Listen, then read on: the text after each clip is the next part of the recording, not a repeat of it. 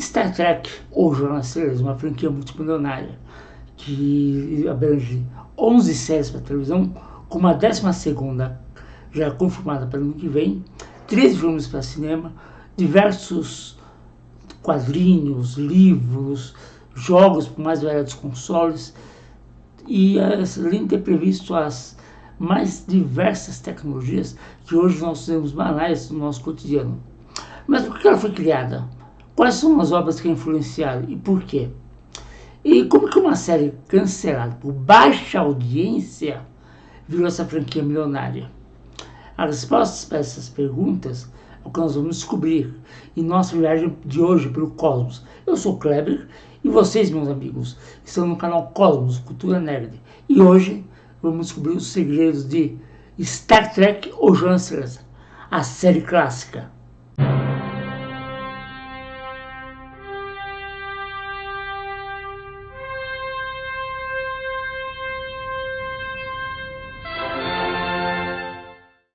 Star Trek, ela tem sua origem por causa de um homem.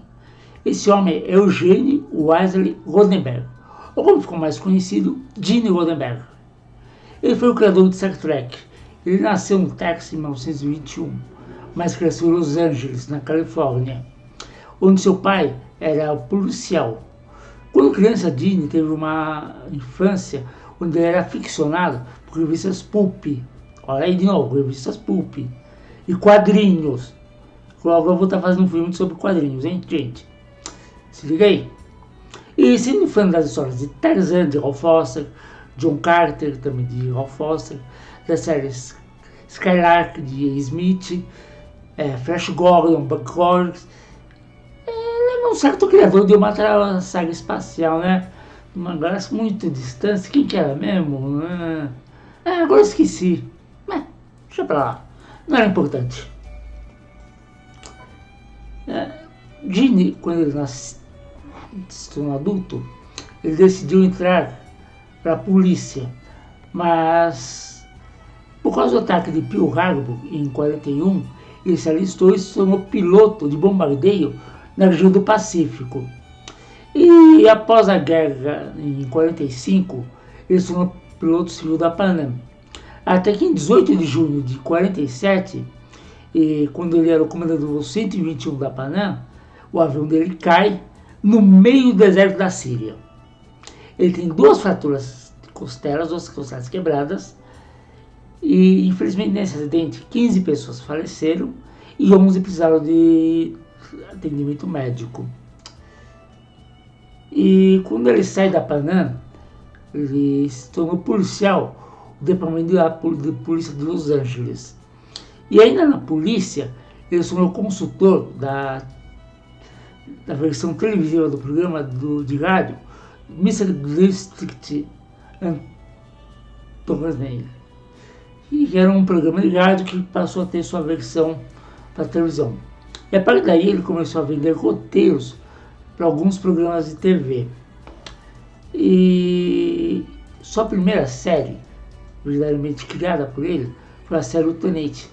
Nessa série ele conheceu várias pessoas, vários nomes que futuramente trabalharam junto com ele em Star Trek, como Gene Kuhn, Jean-Luc Crude, Juliana Costa, Leonard Nimoy, Michelle Nichols, Major Barrett.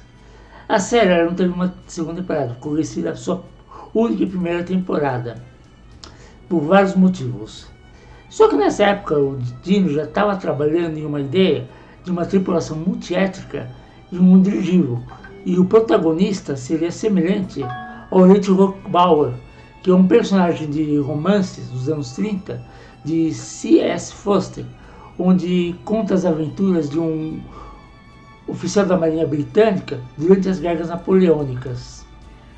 O Rich Rockbauer chegou a ter um filme em 51 com Gregory Peck, que aqui no Brasil recebeu o nome de Falcão dos Mares, que vai ter uma conexão muito interessante com o jornal. Daqui a pouco eu falo sobre isso.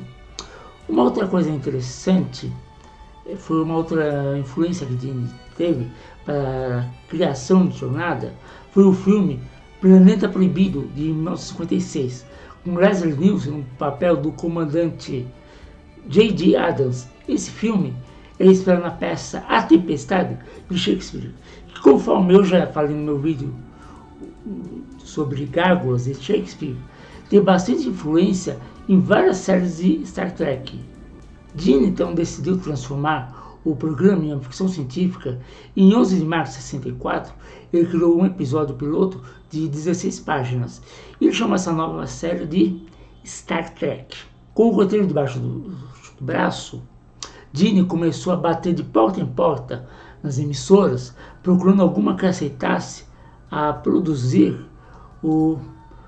a série, até que a NBC topou o projeto. Topou produzir o piloto, o The Cage. E assim, em 27 de novembro de 64, se iniciou as filmagens, que foram até 11 de dezembro do mesmo ano, 64. O episódio foi exibido para os executivos da NBC. E havia rumores que o episódio da série ia ser exibido nas sextas-feiras. O episódio, porém, ele não impressionou os executivos no teste. E eles ficaram hesitantes com o novo programa. Esse piloto tinha como capitão da Enterprise o capitão Christopher Pike e não James Kirk. E o Spock não era o primeiro oficial, era uma mulher chamada somente de número 1. E com isso daqui ele acabou sendo recusado por ser muito cerebral e ter pouca ação. Ou seja, ele foi recusado não por ser ruim, e sim por ser bom demais. E assim ele não foi exibido na TV até 1988, mais de 20 anos depois da estreia da série. E para dele foi usado no episódio duplo a coleção. E os executivos da NBC não rejeitaram a série. O que eles fizeram? Eles dar uma segunda chance para Star Trek. E recomendaram um segundo piloto, baseado no escrito do roteiro onde nenhum homem jamais esteve. E do elenco que fez o The Cage, apenas o Spock permaneceu. O resto foi totalmente dispensado. E ele foi aprovado, esse segundo piloto, pela NBC, e Star Trek foi agendado para estrear no outono de 66. E estreou no dia 8 de setembro de 66, que marca a data do aniversário de Star Trek. Aí eles começaram todo aquele processo de filmagem, tal, pós-produção, assim por diante, para quando chegasse na data, o episódio já tivesse uma certa quantidade de episódios. E quando a série estreou, os índices de audiência estouraram. Não foi isso que aconteceu, não. Ela chegou a ficar em 51º de 94 no ranking na primeira temporada. E ela assim chegou com 30 episódios na sua primeira temporada. Mas mesmo assim a série foi renovada para uma segunda temporada, que contou com apenas 26 episódios na sua segunda temporada. E assim os índices de audiência continuaram a cair. E ela foi renovada para uma terceira temporada, após uma maciça mobilização de fãs, através de cartas, pedindo para que a série não fosse cancelada. E foram tantas cartas que a emissora teve que pedir para que parasse de enviar cartas.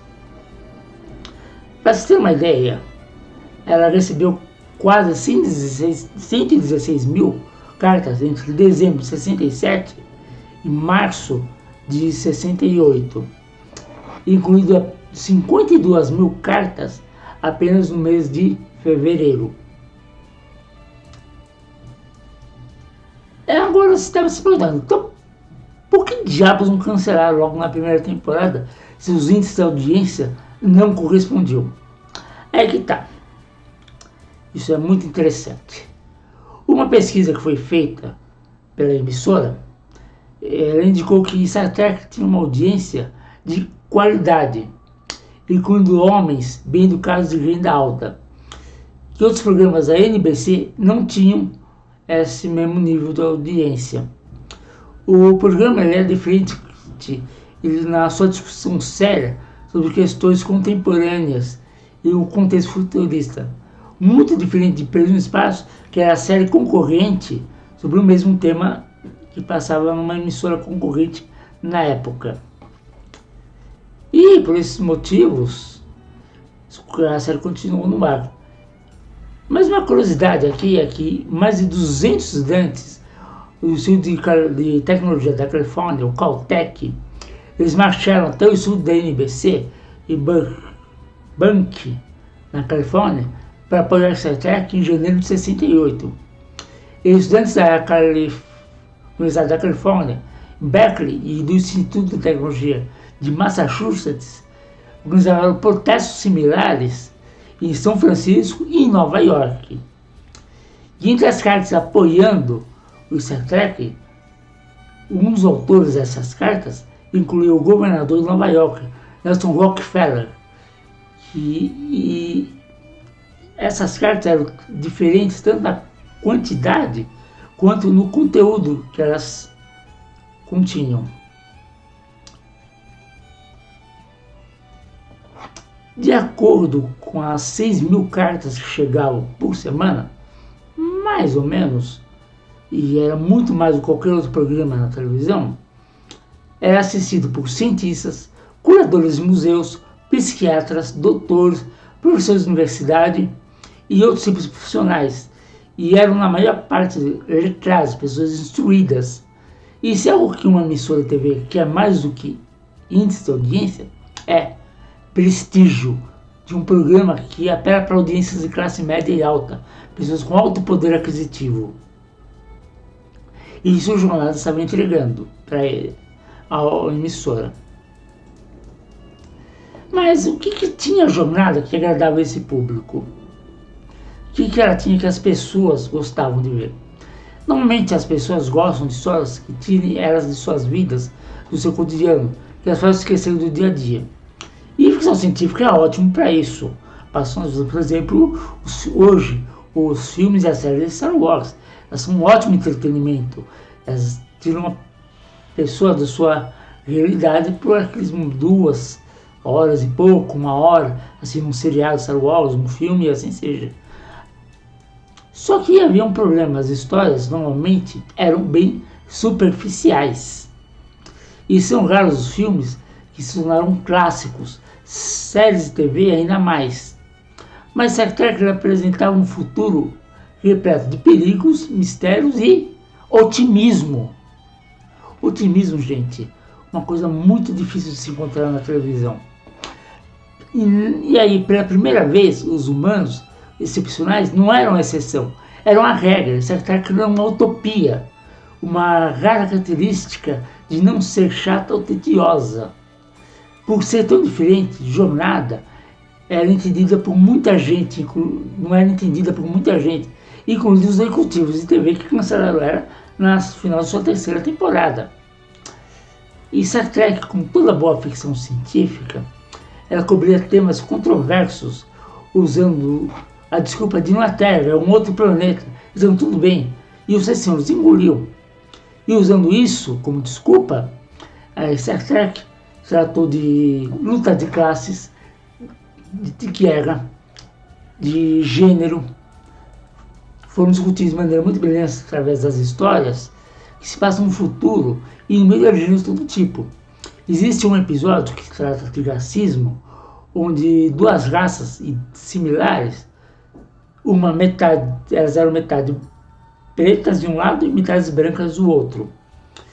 Só que uma era negra, preta do lado esquerdo e branca do lado direito. Enquanto a outra era o contrário, onde era preto em um, era branco no outro. Mas, tirando isso, eram exatamente idênticas. E tratava de racismo o episódio. E os censores de televisão não se atentaram a isso. Era apenas uma história boba de ficção científica para eles. No canon da série, ficou bem claro que não havia diferenças entre as pessoas, dependendo de credo, raça e gênero, e que a democracia era a forma de governo do futuro. Fomentava-se toda a tolerância a diplomacia, a negociação. E somente se o alienígena fosse muito idiota, muito burro, é que ele ia se meter contra a Enterprise, como os Klingons faziam. O progresso científico, a tecnologia, os avanços das ciências, os avanços sociais, e sem a menor brecha para a intervenção divina, era o que tratava Star Trek. E ainda trata até hoje. Detalhe. Isso fica muito claro se nós olharmos a diversidade da tripulação. O capitão James Kirk era americano, branco. O comandante Spock era um alienígena, um vulcano. O tenente comandante Leonard McCoy, homem branco, que era um tenente montgomery Scott, engenheiro-chefe da nave, escocês. A tenente Nayota Uhura, oficial de comunicações, africana. O tenente timoneiro Ricardo Sulo, japonês. O alferes Pavel Tikhov, também timoneiro, era russo. Então vemos, Goldenberg, ele criou uma tripulação multiétnica do mundo inteiro. E se nós olharmos aqui, um japonês, logo após a Segunda Guerra Mundial, e um russo na ponte de comando também, durante a plena Guerra Fria, isso era uma coisa impensável para qualquer outra série de televisão na época. Era um avanço social incrível. E sem falar que os roteiros também eram muito inteligentes, sempre propondo discussões profundas, dentro não só da filosofia, mas também da política, da sociedade, cultura. Muitos episódios fazem referência a Shakespeare e outras coisas, ao contrário de temos episódios cheios de ação que requerem a atenção e a inteligência de uma nossa. Jornada, ela obrigava o telespectador a pensar. E talvez seja um dos seus problemas. As pessoas não estão acostumadas, não gostam de pensar. Os roteiros de jornadas discutiam e discutem até hoje a humanidade em um segundo mais elevado. Os seus episódios são sobre as pessoas, como elas lidam umas com as outras. E fez e tanto faz sucesso por transportar para a televisão uma ficção científica de qualidade primorosa. O efeito entropia, viagem no tempo, realidades paralelas foram apresentados para um público leigo por Jornada.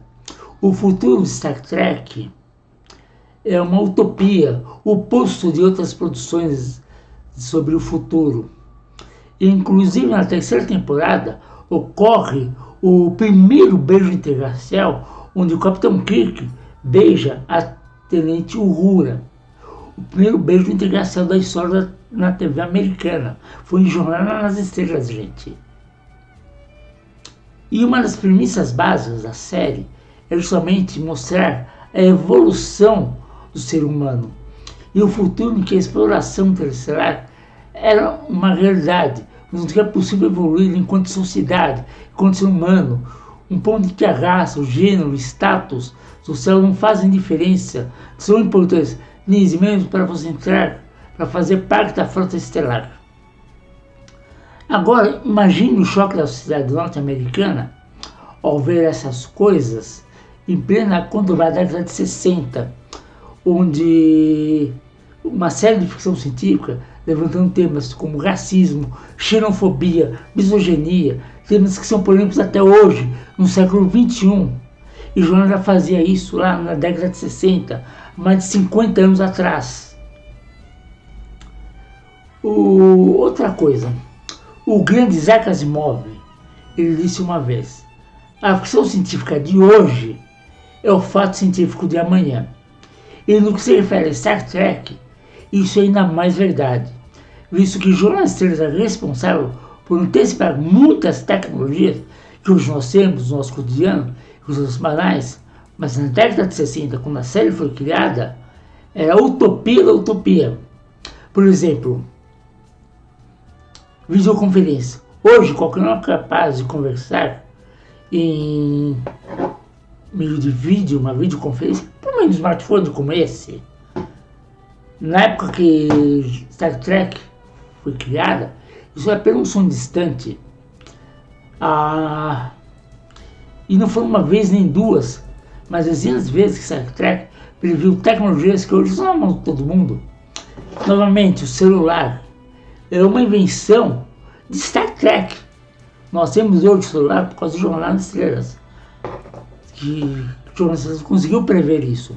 Martin Cooper, que foi o criador do telefone celular para a Motorola, ele declarou publicamente em 73 que se inspirou claramente nos comunicadores da série para criar o celular. Na década de 60, esses comunicadores não passavam ficção científica. E hoje, nós não conseguimos viver sem isso aqui. Nossa vida está dentro disso aqui. Para fazer um Pix, constar um saldo, mandar um WhatsApp, constar na internet, navegar no YouTube, nós fazemos tudo por isso aqui. Já pararam para pensar o quanto nossa vida está dentro disso aqui? Numa coisa que o Jornada nas Estrelas previu há mais de 50 anos atrás? Então, esse é apenas um exemplo. Outra coisa, na época que o Jornada nas Estrelas estreou, os computadores eram enormes, ocupavam uma sala e os seus preços eram exorbitantes.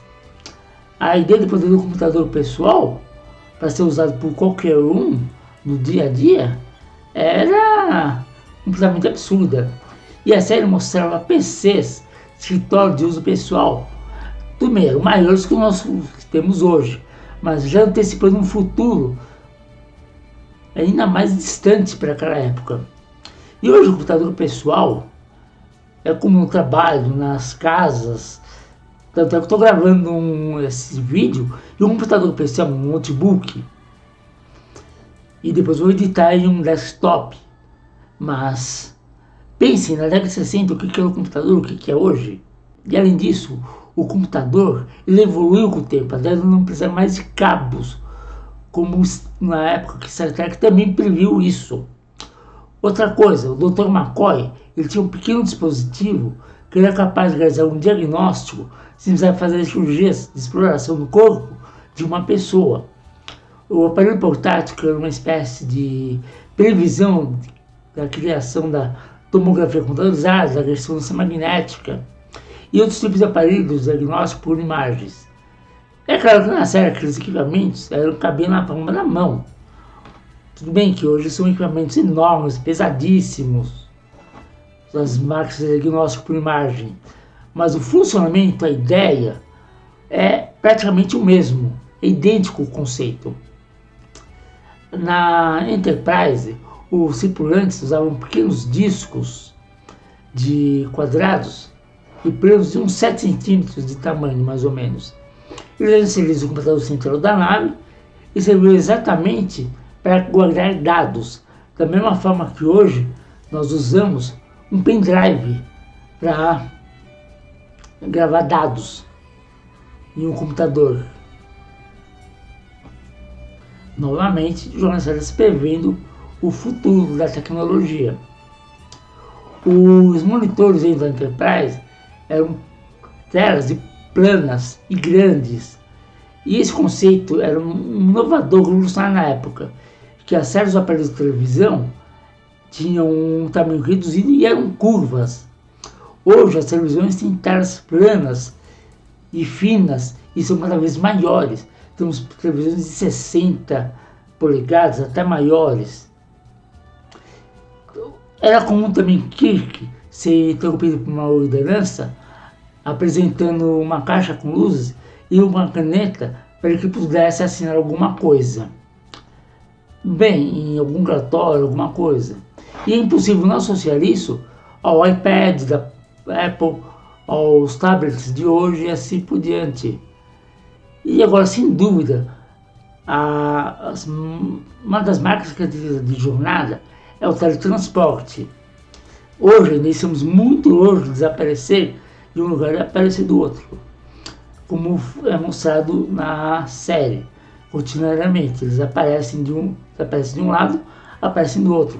Mas a base para essa tecnologia já existe, já está sendo estudada e aparece constantemente nos noticiários. É o entrelaçamento quântico. Para nós termos uma ideia, cientistas chineses já transportaram um fóton, que é a menor partícula de luz, um átomo de luz, uma distância de maiores de 500 km de distância de uma estação do subsolo para um satélite de órbita da Terra. E, de novo, é a realidade alcançando a ficção. Esses conceitos eles permanecem até os dias de hoje, nas séries atuais. Inclusive, a última série que foi lançada, Strange New Worlds, do ano passado, 2022, ela é, na realidade, a série que Disney apresentou os executivos lá em 64, quando ela fez o piloto. Sim, essa série de Strange New Worlds conta as aventuras da Enterprise sob o comando do Capitão Pike. Dessa vez, no interpretado Eson Must, que foi o Raio Negro em Doutor Estranho no Multiverso da Loucura, do ano passado. A número 1, agora é interpretada pela Rebecca Romijn, que foi a Mística no filme dos X-Men de 2000. E o mais interessante é o seguinte, que o Spock agora é interpretado por Ethan Peck, que é neto do ator Gregory Peck, que fez o Capitão Horatio Harkbauer no filme 51, O Falcão dos Mares. Lembrando que Horatio Harkbauer foi uma das influências do Disney para a criação de Star Trek.